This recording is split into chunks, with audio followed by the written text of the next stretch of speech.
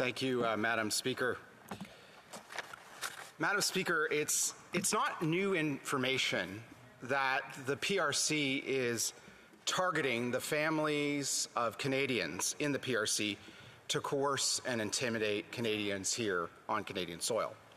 That is not new information. We have known for years that the PRC uses these coercive tactics in democracies like Canada to intimidate citizens in these democracies into silence or into other actions in order to mold the debate in democracies, in order to threaten democracies, in order to get their version of an authoritarian world promulgated around the world. That is not new.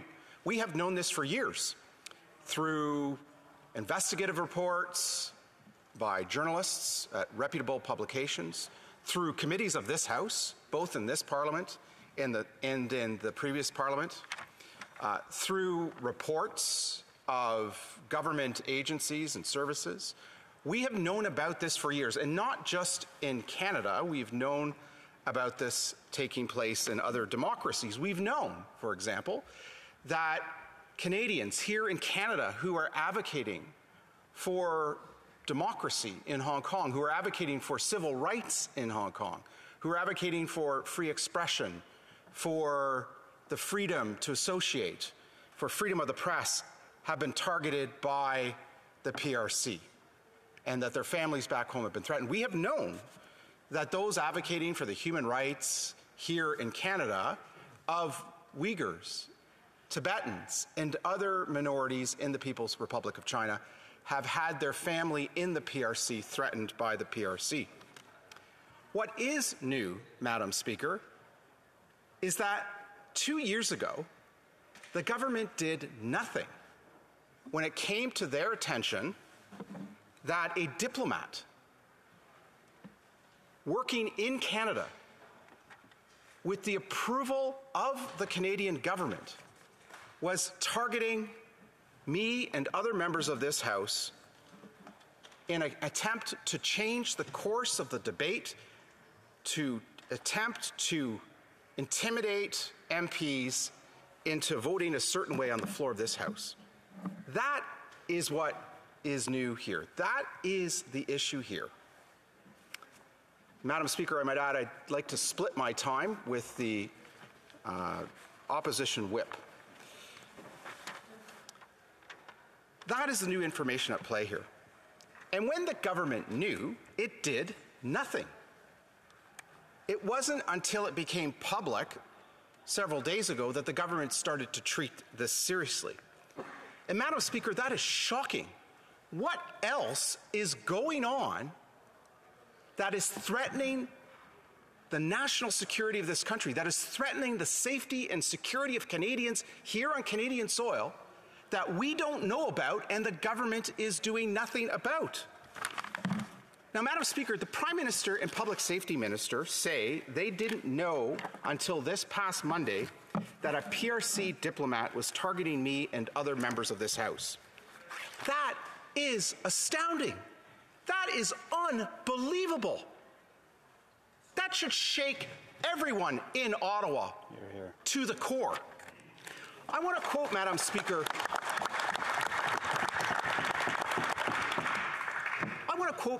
from Open and Accountable Government.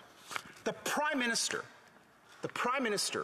is responsible for the machinery of government. And I want to quote from Open and Accountable Government, quote, "The Prime Minister forms a team, decides on the process for collective decision-making, and builds and adapts the machinery of government in which the team will operate," end quote. The Prime Minister is responsible for the machinery of government. The Prime Minister is also responsible for the broad organization and structure of the government.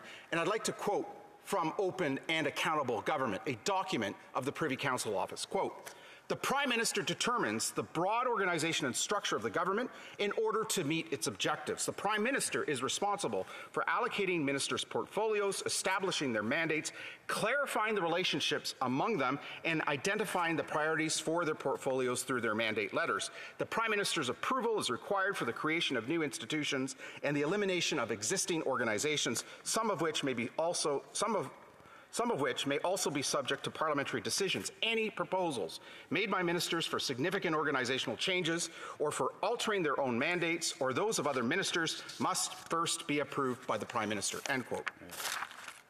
And here's the most astounding part.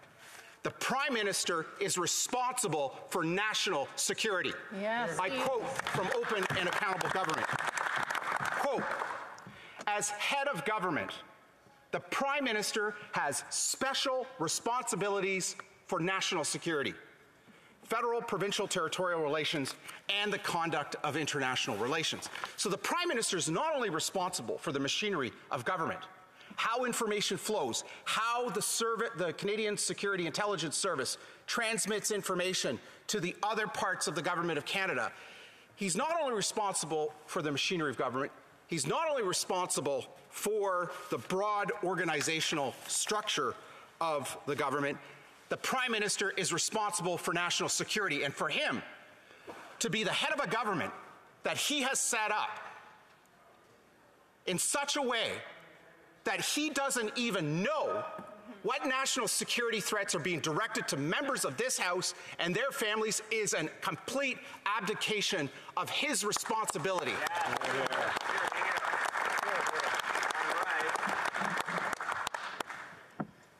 It really calls into question, Madam Speaker, how safe and secure we are in this country. We know the Prime Minister privately told NATO officials that Canada was never going to meet its 2% commitment. Right. Despite the war in Ukraine having begun over a year ago, Canada's defense spending remains stuck at 1.3%, well below the Wales Declaration commitment made in 2014. Despite the threats we have been facing in the form of foreign interference threat activities, nothing has been done. We've not seen a single diplomat expelled. We have not seen the introduction of a foreign agents registry. We have not had a single prosecution that has led to an arrest of individuals in this country who are intimidating and coercing Canadians here on Canadian soil on part of a foreign government. We've had no action from this government. Other countries have taken action. In recent weeks, we've heard of the FBI arresting individuals in the United States for setting up illegal police stations. One of those individuals happened to be the same individual that helped set up a illegal police station here in Canada.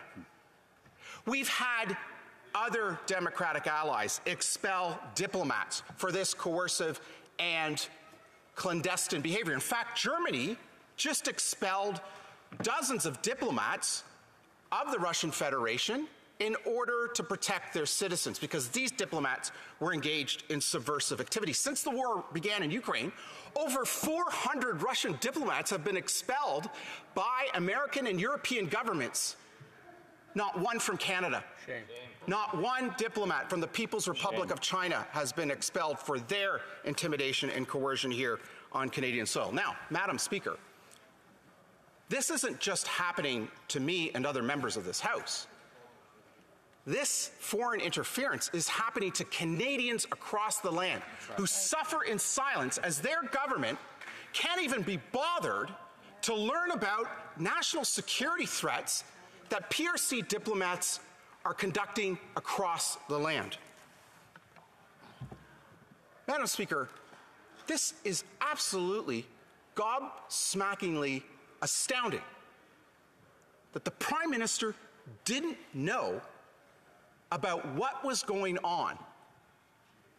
What else does the Prime Minister not know about what is going on to the safety and security of this country? Right. He clearly doesn't care about properly funding our Department of National Defence and the Canadian Armed Forces. And now it's quite clear he clearly doesn't care about learning about serious national security threats to the members of this House and their families, and the threats that are being presented to Canadians across the land. Madam Speaker, I close by saying this. Canadians, thousands of Canadians across this land suffer in silence and have been suffering in silence for years because their families are being intimidated by authoritarian states back home, whether it is in the People's Republic of China or in the Islamic Republic of Iran or in other authoritarian states. They have been suffering in silence. And this government has not even had the interest to follow what is going on with these threat activities. The Prime Minister didn't know. The Public Safety Minister didn't know because they didn't care to set up the machinery of government, the broad organizational structure, in order to ensure that they did know so that they could take action to protect Canadians. Great.